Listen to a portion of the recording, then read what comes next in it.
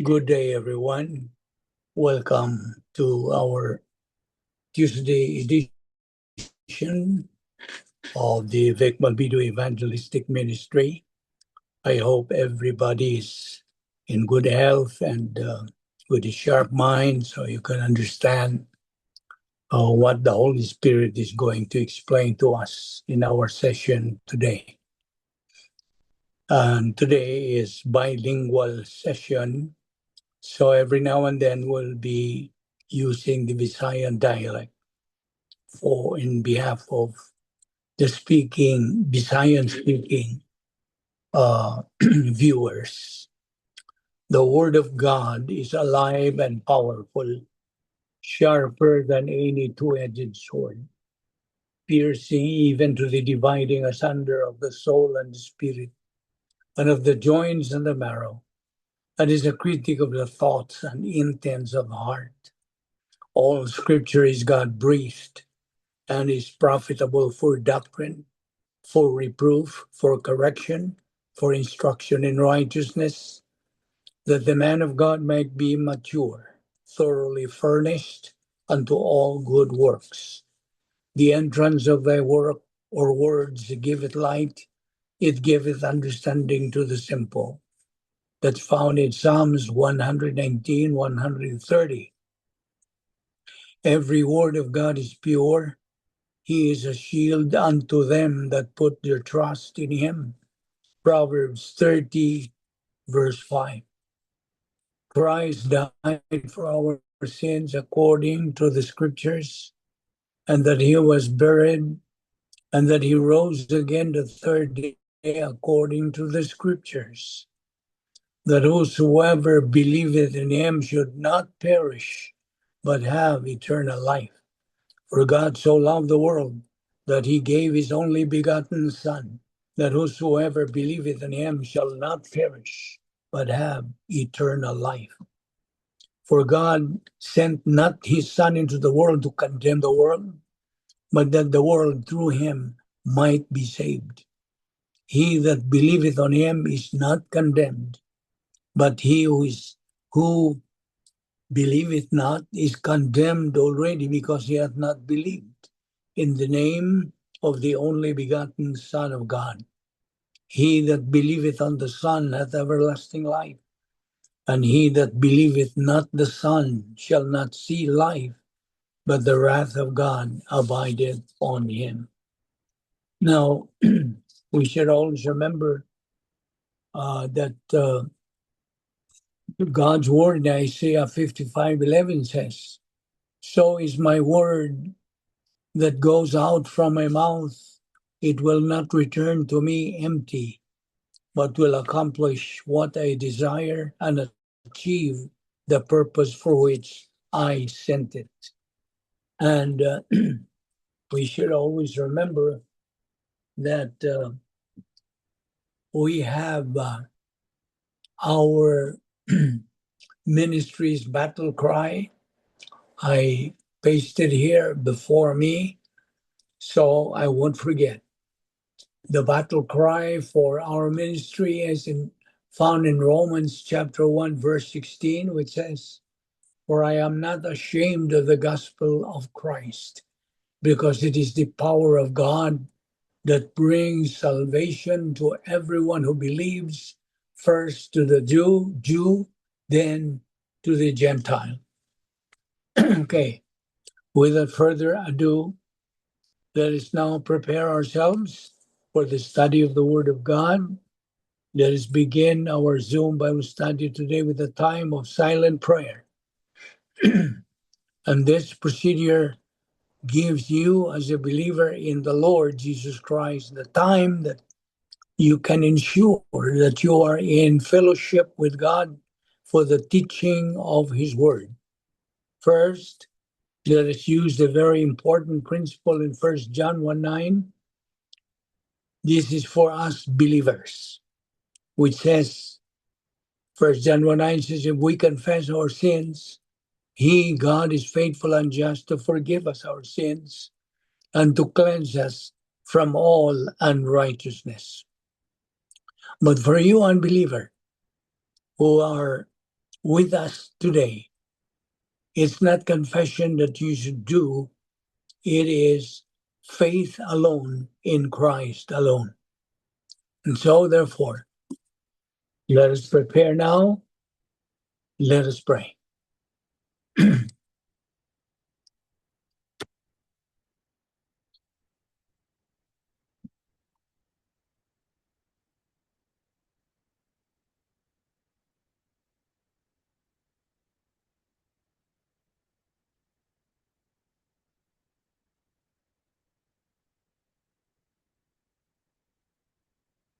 Let us pray. We consider it a privilege, Heavenly Father, to have the freedom and the opportunity of fellowshipping with you and your word.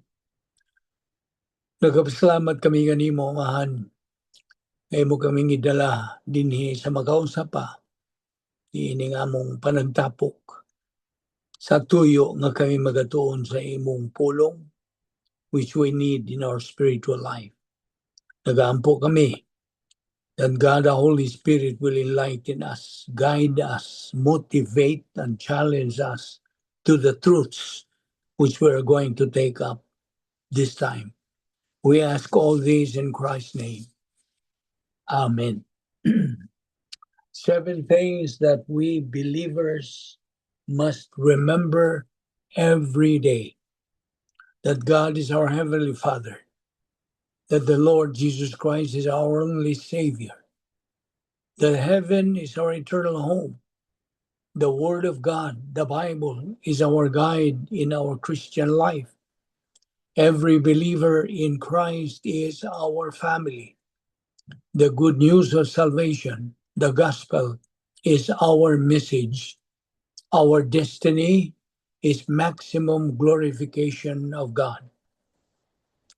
And we should also remember that we have been saved by grace alone, through faith alone, in Christ alone, through the scriptures alone, for the glory of God alone. And here are 7 additional things that you should remind yourself every day, every morning. God is always with me. God has a good plan for my life. God will make a way for me. God brings me comfort. God holds me up. God carries what I cannot. And God will never leave me. And we should always remember that we have been imputed God's perfect righteousness. That's why we are now considered righteous before the eyes of God. All these benefits we should always remember. Every day we must remind ourselves all these things that we have been benefited by these privileges as a member of the royal family. And so, today, I'm giving you the words to live by. For today, if you are ready with your notes, this is what we have as words for today. Words to live by. Okay, are you ready? Okay, it says, learn and live and then learn. Choose. I repeat, learn and live, or live and then learn. Choose. Okay. Now, all right, let us start. So good ta dayon sa atong pagtuon sa balaang pulong sa Dios. What if I told you that if you have truly been born again, your sin no longer separates you from God? Okay? Kay na sulbat naman ang suliran sa sala. Yan itong higayon, that you made the most important decision in your life to believe in Christ as your Lord and Savior. So, I know that sounds shocking because we have heard the opposite for years. Before Christ, our sin separated us from God. Sa wapamutong sa Ginoong Kristo. Si Isias nagkanayon. Our iniquities created that separation. Mao na nakapabuwag, nakapabugto sa atong relasyon sa Dios. We were spiritually dead and under God's judgment. But then, Jesus stepped in.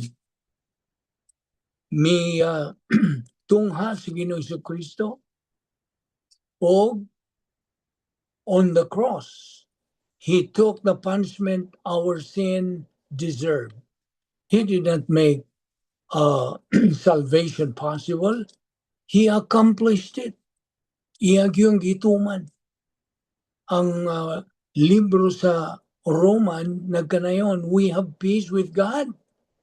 Colossians says, He forgave all our trespasses. Hebrews says that by one sacrifice He has perfected for all time those who are being sanctified. So does that mean sin does not matter anymore? Not at all. Sin no longer condemns the child of God. Ikaw nga anak na sa Dios, nahimo kang anak sa Dios kumikan sa imong paghimo og dakong desisyon sa imong kinabuhi. The decision to believe in Christ. And so, think about it. Sin no longer condemns you because you are a child of God, but it still damages fellowship. Mao ginaya itong angay na itong bantayan. Our fellowship is temporary. It is our relationship that is permanent. Ayaw ginakalimti. Kaya this is very basic foundation in our stand as believers in Christ. Ang atong fellowship may matangtang sa diya nga kita makasala. Apan ang Dios through His grace, iya tang sangkapan gihapon paagi, a means by which we can go back into fellowship. You see, grasya tanan ang nagalihok. So, gihatagan po tao, kabubuton, aron mo pili ta nga magpa unsa kanang mapapas ang atong mga salang nabuhat. You see? Naraman na nimos pagpili. It is a matter of choice. And so, sin, excuse me, let me clear my throat. Sin, therefore, is no longer condemns because you are now a child of God, but it still damages your fellowship.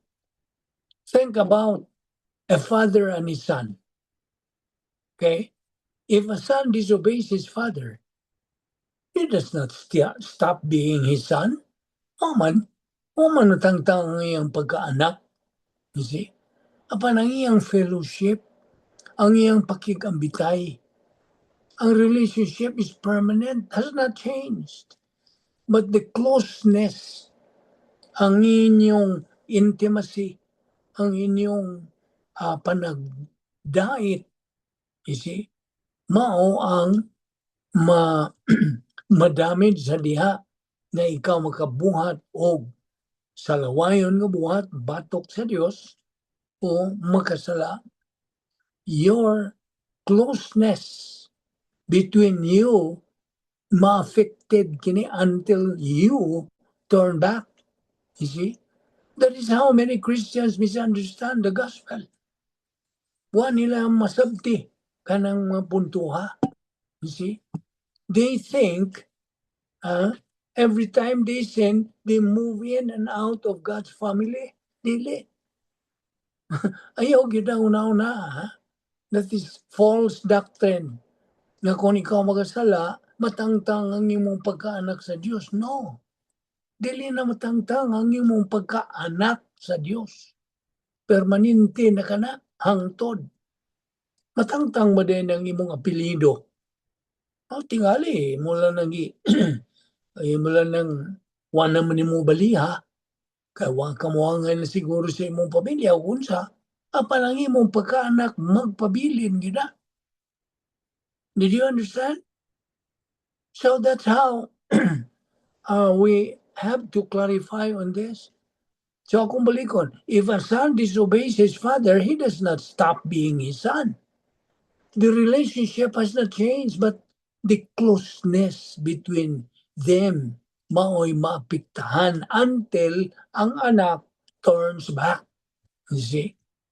And that is how, kung balikon, that is how many Christians misunderstand the gospel. You see? But like yun, kay si Satanas, abti kayo na siya, iya ginang tuison ang kamatuoran. So, there are Christians who think every time they sin lagi, they move in and out of God's family. Ang Biblia nagkanayon something different. When you belong to Christ, God is no longer your judge. Dili na siya maghuhukom nimo, deciding your eternal destiny. He is your Father. Amahan mo na siya, shaping you into the image sa iyang anak. Mo na, nga sa diha nga ikaw, maputol ang inyong pakigambitay. Ang imong nga pakigambitay sa Dios nga amahan, sa dihang maputol na gumikan sa imong pagbuhat og sala, then gumikan siyang gugma, gisangkapan kag paagi nga mahibalik ang imong pakigambitay, your fellowship can be restored. You see? So he convicts. He restores. He does not abandon you. Anak ka na lagi niya. Every time you fail, dili na siya mobiya nimo. Ang libro sa Romans chapter 8 asks, who shall separate us from the love of Christ? You see? Unya si Pablo mitubag sa iyang his own question, nothing. You see? Ano itubag ni Pablo? Nothing. Not because our sin is small, but because Jesus' sacrifice is greater. If your confidence is in your performance, you will never have peace. If your confidence is in Christ's finished work, you will finally understand bahin sa grasya. Grasya ramang gud na ang nagaliho. Sukat niya itong higayon nga ikaw na luwas. Nagpadayon paglihok ang grasya hangtod nga ikakuha na niya sa Dios. Gikan na ning kalibutan na. You see? Besides, ang grasya nagalihok ng daan sa kaniadto nga wa pa ang tanan. You see? O na atong tanawon nga grasya ang nagalihok because that is God's policy. Grace is God's policy. Unsa man iyang Satanas? Evil. Namo na.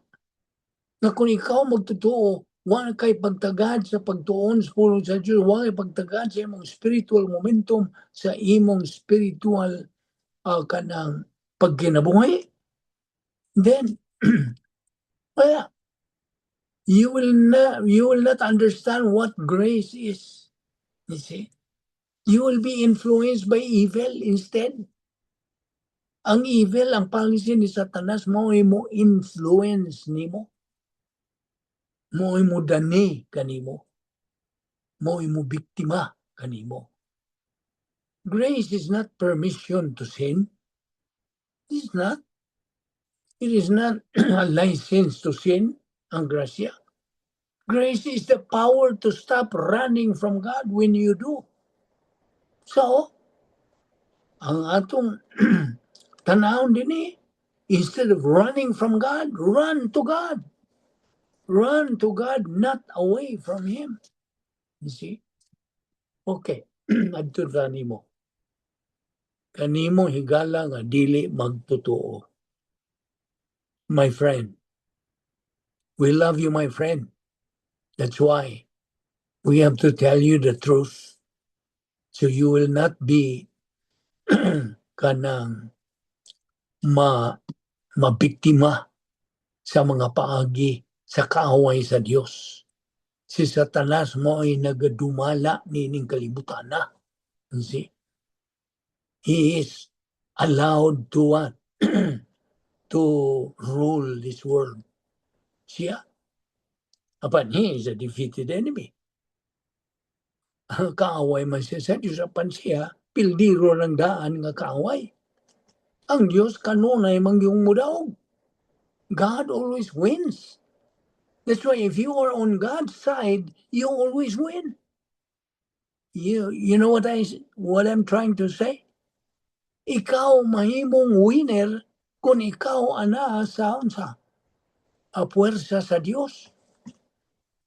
Kining tanan atong gipanghisgutan iyahan ni sa Dios. Paagi ni sa Dios nga ikaw mahimong mananaog dili pildiro. So, okay, alang kanimo dili magtotoo, higala ko nga dili magtotoo.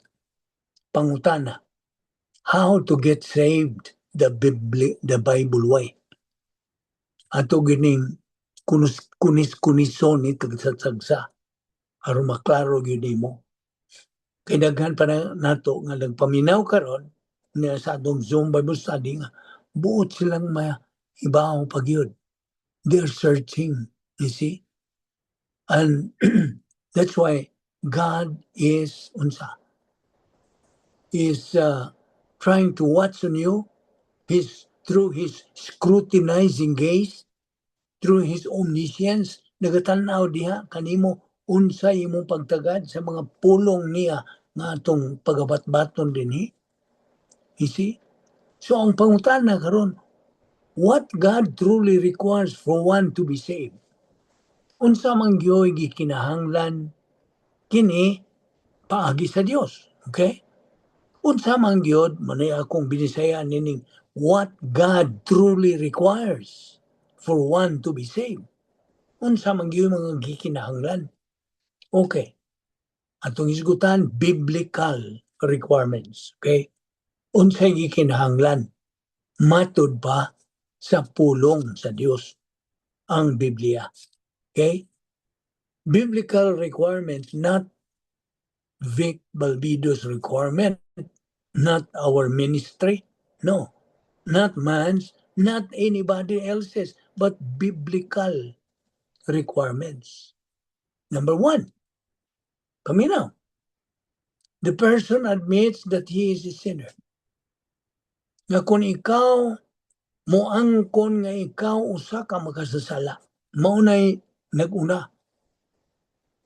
Kinahanglan siya moangkon, muila nga tungod kay siya usa ka makasasala, nanginahanglan siya og manluluwas. Roma 3:23. Asa may gisulti sa Roma 3:23? Ang tanan nakasala o nakabsan sa himaya sa Dios. Tanan. Ikadua, he has to believe, kinahanglan mo tuo siya, ang iyang mga sala are going to send him to hell. Kinahanglan siya mo ila. Mo admitir, mo angkon, mo dawat sa kamatuoran nga tungod sa iyong pagkamakasasala, kini iyang mga sala mo'y magabanlod niya ngadto sa impyerno. Siya gisulti sa Roma 6:23. Kaya ang suhol sa sala, unsa? Kamatayon. The wages of sin is death. Apan ang gasa sa Dios mao ang kinabuhing wala nay katapusan nga anaa diha kang Kristo Jesus. The wages of sin is death, but the gift of God is eternal life, which is in Christ Jesus. You see? Kita God.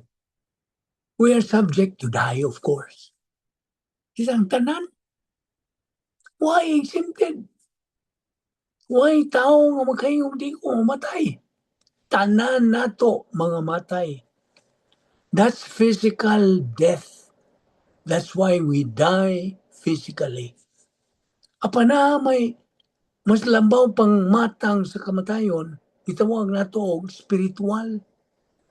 Spiritual death, that's separation of man from God. Pagkahimulang sa tao, gikan sa Dios. Just imagine, mahimulang siya. Kumplito, hingpit, hangtod. You see? Now, talking about spiritual death. Spiritual death is what happened to Adam and Eve. Dito sa Harden sa Eden. Sa ilang pagsupak, pagsupil, sa gidili, sa pagkaon, ngadtong bungas kahoy sa pag-ila sa maayo ug sa dautan. The fruit of the tree of the knowledge of good and evil. Moro to'y sala nilang nabuhat. One sin that they committed against holy God. Okay? When they disobeyed God's prohibition of eating the fruit of the tree of the knowledge of good and evil, they instantly died spiritually.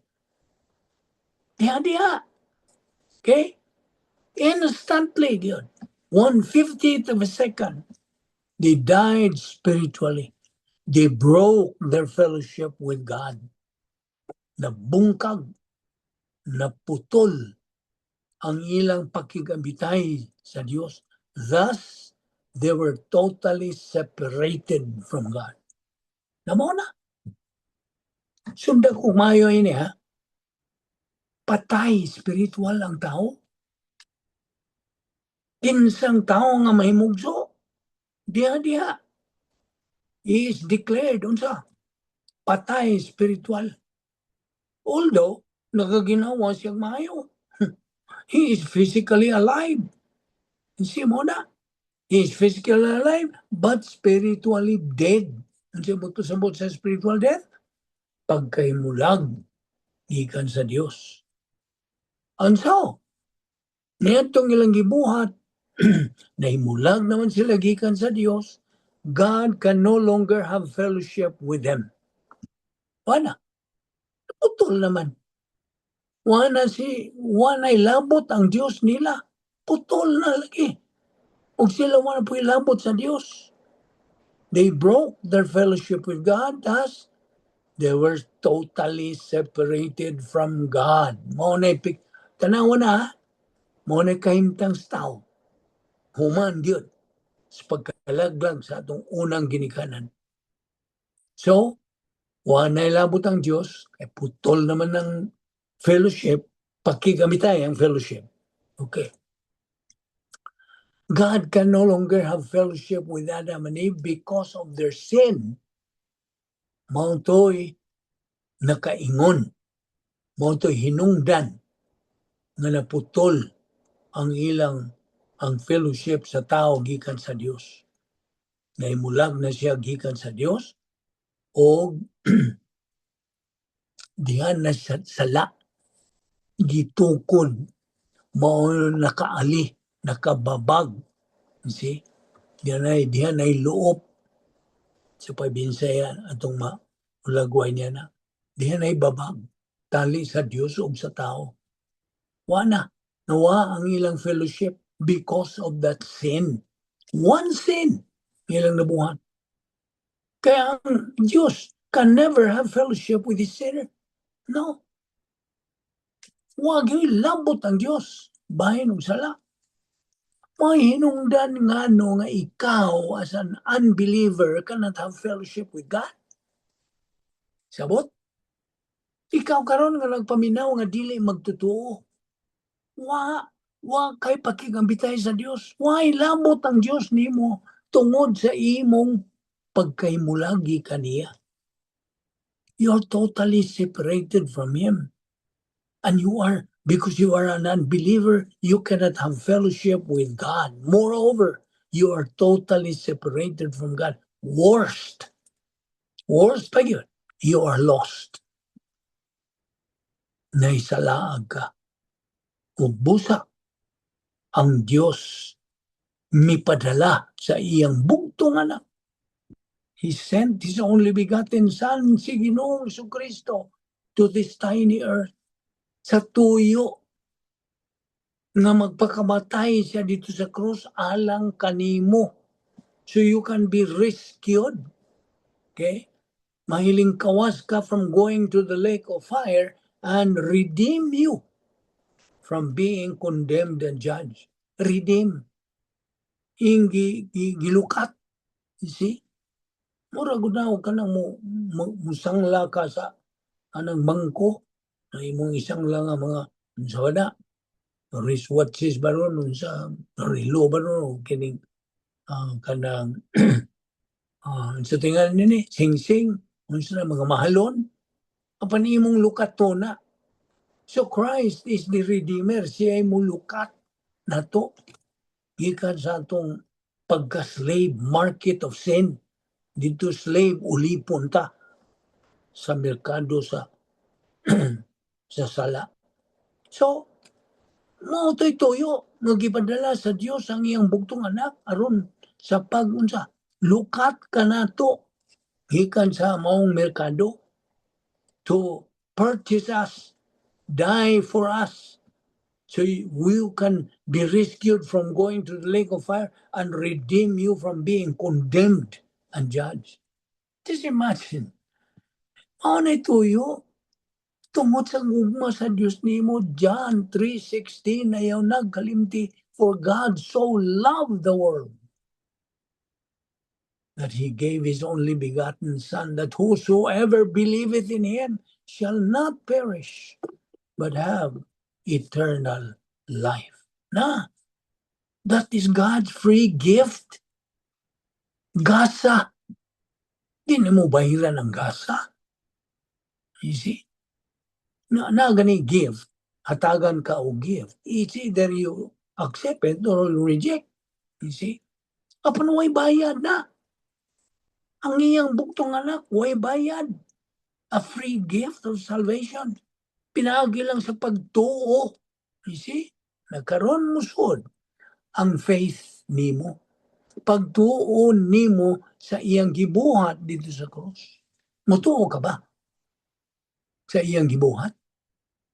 Aron sa paglukat nimo sa imong mga sala. No na. By believing in the finished work of Christ at the cross. Ang kalimti itong John 3:16. Akong gi-quote na po nag-usap. Mao na ang gugma sa Dios nga di gyud matugkad. See? He so loved the world that He gave His only begotten Son. Nakadto lang mutuo, dili malaglang. You see? But have eternal life. Just imagine that eternal life is forever. Makalingkawas ka gikan sa impyerno.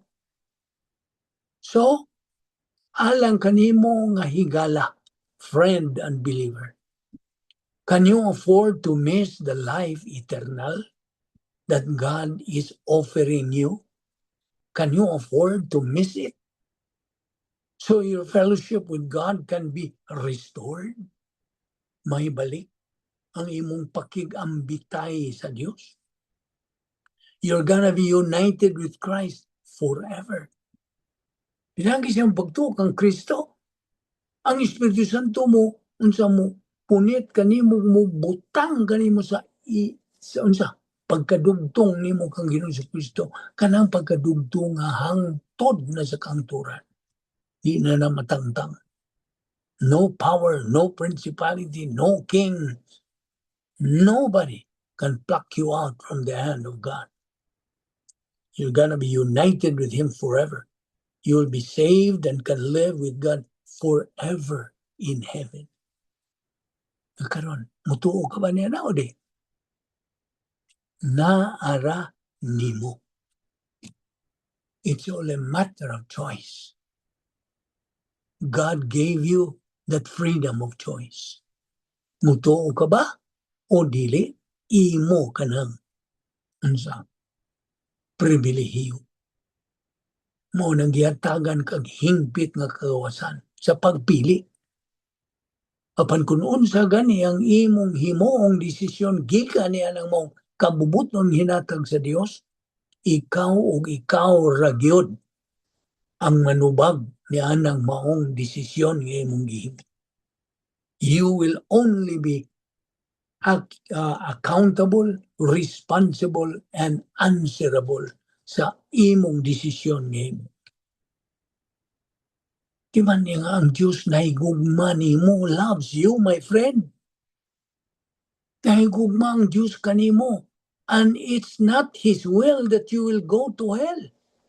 Dili iyang kabubuton ra ba? No. Dili iyang kabubuton. 2 Peter 3:9 no siya gisulti.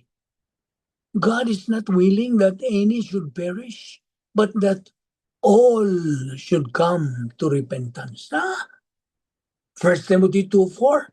Unsa? God wills that all will be saved and come to the knowledge of the truth. Kaklaro niya na. So, God is not willing. Dili siya buot. Dili niya na kabubuton. You see? Apan kabubuton ba ang Diyos sa kanang linaw sa kalayo? Iyang kabubuton na. Apan dili niya kabubuton nga monto ka niya, diha? Sabot? Iyang kabubuton, it is His will. Ika na, giandam na, dili para nimo, tao, para na ni Satanas ug sa mga demonyo. You see? Therefore, there is only one way to go to heaven, not two, not three, only one. And that one way is by faith alone in Christ alone. Ang siya isulti ni Gideon sa John 14:6, ako mao ang dalan, ang kamatuoran, ug ang kinabuhi. Walay makaadto sa Amahan, kundili pinaagi kanako. Busa, tumuo ka kang Ginoong Hesus, ug ikaw maluwas. Now, okay. Alang kanimo gyapon dili magtotoo. Kung naay mangutana nimo what the gospel is, the right Bible verse you should quote is 2 Corinthians 5:21. Unsa may gisulti diha? Sa 2 Corinthians 5:21. God made him si Ginoong Jesucristo, who knew no sin, to be sin for us, so that in him we might become the righteousness of God. That's a beautiful, fantastic verse. Ugmao ka na ang gospel. That is the good news. The blood of Jesus, my God, is merciful to my unrighteousness and my sins and iniquities. He remembers no more. Kung ikaw magtutuo na karon, nihimo ka nagdesisyon sa pagtuo kaniya nga imong manluluwas, personal gyud nimong manluluwas og Dios. Iyan ning gipapas because He is merciful to my unrighteousness and my sins and iniquities. He remembers no more. Wala, di na niya hinumduman katong guilt, shame, failure, regret, condemnation, past mistakes. Di na niya hinumduman. Examples of iniquities: lawlessness, transgressions, sinful nature, unrighteousness, mga sala, iniquity, all of those. God will remember no more.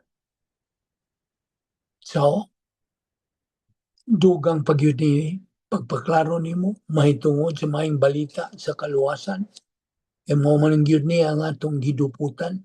Our main thrust is for you, unbeliever, to realize that you need a Savior. You need the gospel. Jesus is God. Jesus is the rock, not Peter. Okay? Karon, kanin yung nagatuo nga si Pedro mo ang unsa patukuranan. The foundation of the church is not Peter himself, but Peter's confession of faith. Unsa may iyang pag-aka ng confession of faith? Iyang isulti, ngadto kang Ginoong Jesucristo, you are the Messiah, the Son of the living God. Nas Mateo 16:16. Now, si Jesus never said, Peter, you are the rock, foundation of my church. Wala ba? Wala.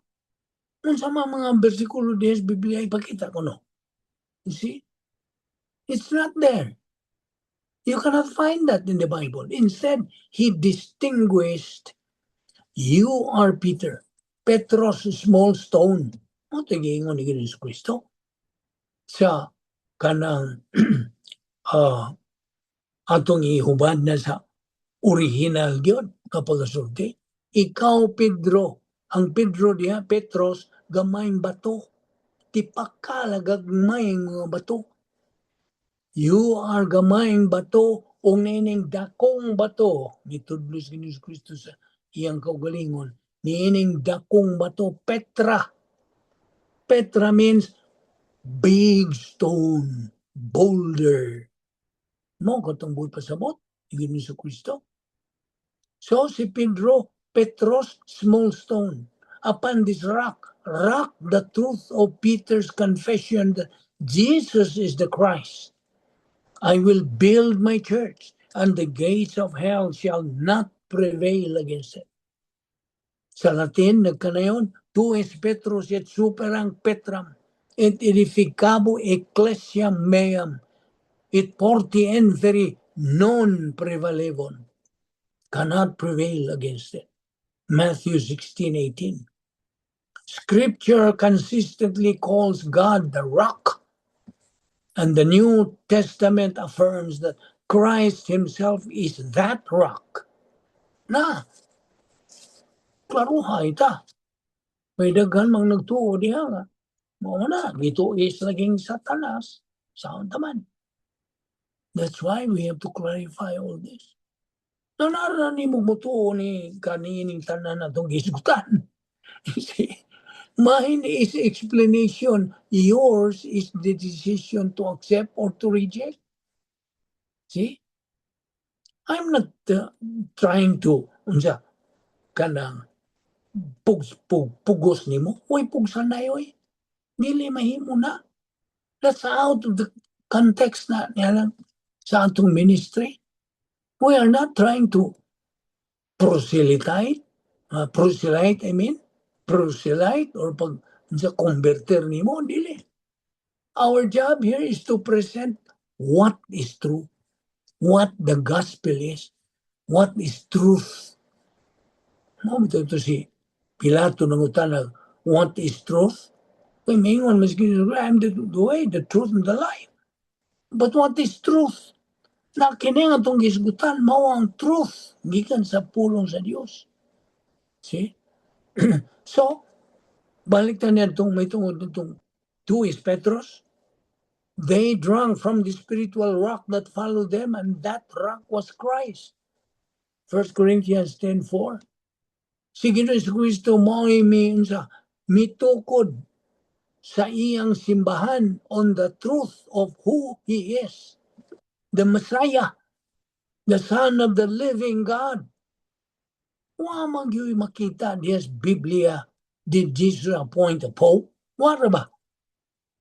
Akong balikon. Nowhere in the Bible did Jesus appoint a pope. Ang titulo nga Holy Father is found only once in Scripture. Kasara. And it refers to God the Father alone. Kung maghisgot ng amahan, it refers to God the Father alone. John 17:11. Not to any man. Even in the spread of the gospel, si Pedro was sent to the Jews. Ipadala siya ngadto sa mga Hudiyo. Samtang si Pablo was entrusted with the gospel to the Gentiles. Mo to assignment ni Pablo.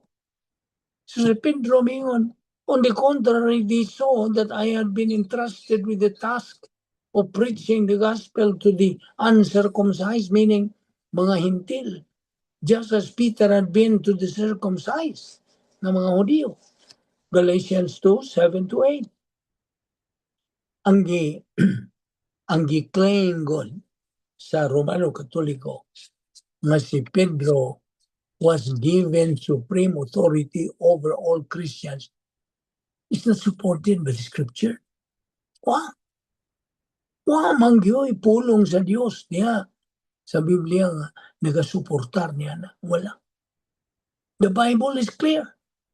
Ang Biblia labihan sa pagkaklaro. The true rock is Christ Himself, and the church rests on Him alone. You see? For a mere human being to claim the title of a rock, pasipala. Just imagine. Blasphemy. Blasphemy. Pasipala. For a mere human being to claim the title of the rock. Miyangkon siya nga siya ang rock. Ang Biblia clearly teaches that Christ alone is the rock of our salvation. 1 Corinthians 10:4, Psalms 18:2. Ang mga Katoliko, ilang gituis ang Matthew 16:18 to exalt Peter as the first pope. But the very same passage shows Jesus rebuking him sharply. Imagine, exalting Jesus Christ ni Pedro, get behind me, Satan. Or insulting Jesus Cristo nga ito ni Pedro. That's Matthew 16:23. Get behind me, Satan. Naman, satanas naman eh si Pedro din eh. How can someone whom Jesus himself called Satan be the foundation of the church? Kung ba magaling? You see? Ang mga apostoles were fallible men, masalay pon, sinners like the rest of us. But the church is built on Christ, the true rock and cornerstone, Ephesians 2:20, not on Peter or any pope. So, Jesus is the rock, not Satan. Matthew 6:23, akong balikon, get behind me, Satan, you are a stumbling block to me. You do not have in mind the concerns of God, but merely human concerns. So, unsa mang viewpoint nito ni Pedro? Human o divine? Human. You see? Kita nimo unsa ka kanang dangerous kung usa ka magtotoo maintains in his mind human viewpoint. Iya mangulang Satanas. Iya mangulang kalibutan ka ng mga human viewpoint. You see? Wa naman focus si Pedro nito. You see? Dili mo ni, ining teksto din hingod. Katos Pedro dili buot ni si Kristo kanang magpakamatay. See? Dili siya kunungay buot. So mo di na ni Ginoong si Kristo, get behind me, Satan. You're a stumbling block. You're concerned about your human viewpoint, not divine viewpoint na. Claro. So, the Pope of the Catholic Church is a false God. False. Meaning, kay ang Pope cannot save anyone. Totoo ka na? Of course, he cannot save anyone. The Pope cannot forgive sins. No. The Pope cannot pay the price for sin. The Pope cannot create heaven and earth, cannot redeem us, cannot send us to heaven or hell, cannot be our judge, cannot wake up the dead, cannot change lives. cannot make a new heaven and earth, cannot prepare mansions in heaven, cannot give life or sustain it, cannot rule the universe. Yet he says he is God. Take heed that no man deceive you. Paglingla mo na. Kita ni mo ang mga paagi ni Satanas. Well, I do not expect you to believe that. It's between you and God. My job is simply to obey what God wants me to do, to expose the truth and nothing but the truth. Why sinagulan ini? Nothing. Kaya iyahanin tanan sa Dios. Mao kini ang atong tahas sa pagladlad, sa batbat, pagpaklaro, pagpatinaw sa klaro o tataw ang kamatuoran. Ang tinuod, isi, kay kining kalibutan na is unsa gidumala ni Satanas ang nagunang kaaway sa Dios ng iyang policy mao ang dautan, evil. So kung ikaw walay pulong sa Dios, way kamatuoran diyan sa imong kalag, easily you are a potential, you have the propensity na kay puruhan nga ikaw ma-influensya sa dautan, evil. Beware. Stand strong in your faith. Be steadfast. Unsaon? Pagtuon, pagtuo, unsa katuon, paggamit sa pulong sa Dios sa imong kinabuhi. Mao na ang main trust nimo nga magtutuo. The Christian life is not a joke. It is a serious thing. Once you kanang change your priority in life, that's it. Luoy ka kayo. You will be in big trouble as far as your Christian life is concerned. You see? Una nga, sa panahon nga kita magtuon sa pulong sa Diyos, tutuki yun ang kamatuoran.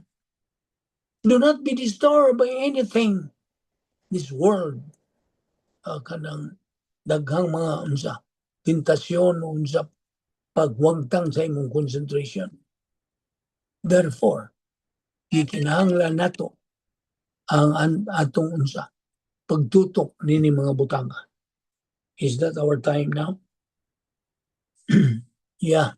So dinhi, mahumaning atong paghisgot bahin niini, o pa manggita ka, kanang hisgot pag-ayo, alang kanimo, fellow believer. And so, sa mga pangutana, I would entertain any question that you have. Pangutana mo, una ay mga butang nga gusto ninyong ipaklaro, mawa ninyo sabti, any suggestion or unsa. So, one ay pangutana. Okay? Inaot nga ikaw, ang matinudanon sa imong pagkamainiton sa pagtuon sa kamatuoran. Aron dili ikaw mabiktima sa relihiyon nga gigamit ni Satanas. So kung wa na yung mga pangutana, mag-aampo ta agi panakop ning atong Zoom Bible Study Tuesday edition. Let us pray. We thank you, Heavenly Father. Salamat. Nining matamis nga higayon sa among pagpakigambitay kanimog sa imong mga pulong. Dili na mo ikatandi gining higayon na sa bisag unsa mga hudyaka o kalipay ni kalibutana.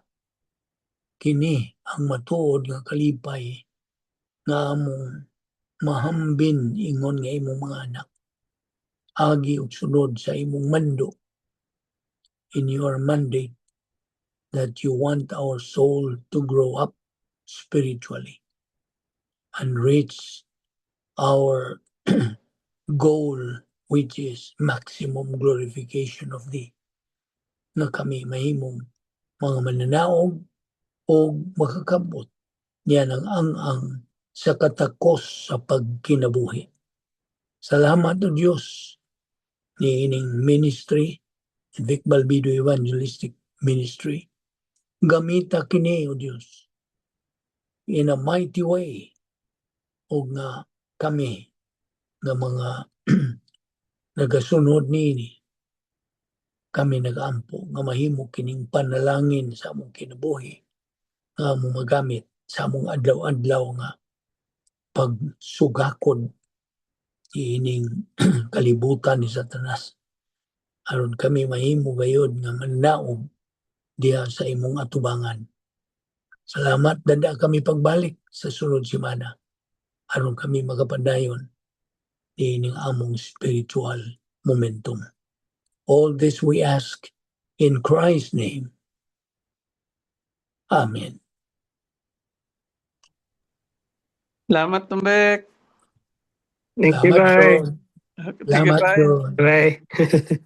Okay. Okay, bye-bye. See you. Bye-bye. See you. See you next week.